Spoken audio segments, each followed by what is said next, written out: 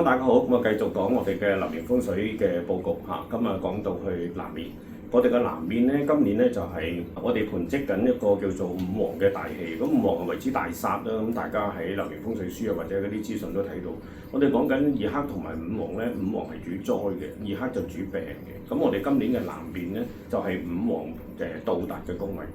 嗰個宮位我哋真係少用啲啦嚇，我哋唔好喺度流年啦，希望佢唔好喺我哋屋企嘅大門啦，亦都唔好希望佢喺我哋嘅陽台啦。如果以上咧有機會真係中咗以上嘅講法咧，我哋能夠避開個宮位就得啦，大門窗係避唔到，係咪啊？咁所以話咧，由以今年咧，我哋係丙午年啦，咁我哋又係上邊又係火，下邊又係火，甚至我哋嘅九運月都係火。咁火咧係俾一個土星嘅，咁咧就會得到嗰個嘅能量啦。咁所以咧個五黃係今年係特別益成嘅。咁所以話災星益成咧，對我哋個宅內一啲都冇裨益嘅。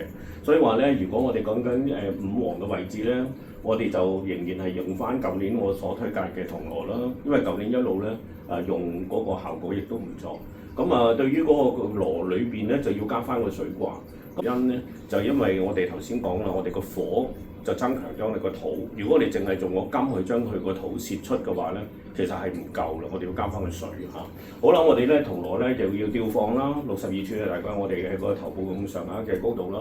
我哋咧就係適宜放多啲金屬嘅擺設嘅。金屬擺設係因為金可以將土生出如是者咁樣論嘅。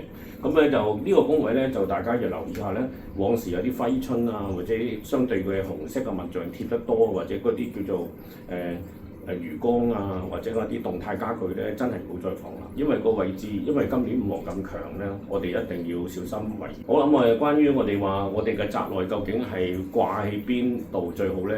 其實我哋講緊話南邊咧，舉個例啫嚇。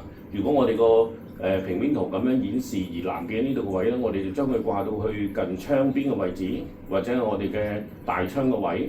掛完之後覺得家居好肉酸啊嘛，有個銅鑼喺度，咁但係咧我哋可以將個簾咧拉一拉，其實就唔會阻到我哋嘅風水嘅效果嘅嚇，反而咧就因為咁睇，即係我哋可以話咧多咗個簾啦，其實亦都將五黃嘅氣咧就令到佢較遲進入。咁好啦，咁呢幅相咧就俾大家試意下咧，我哋個水卦又如何畫咧？咁好似個開道羅咁樣啦，但開道羅反轉咧，就喺個羅嘅羅心嘅裏邊咧，就畫一條咁樣嘅黑痕咯。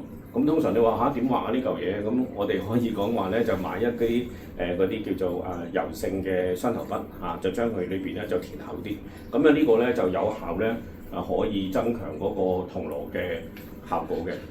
好啦，以上咧就係南邊嘅資訊希望快啲今年咧早少少去大家預備好家居嘅一啲嘅風水物品以上資訊由陳偉龍提供，多謝大家。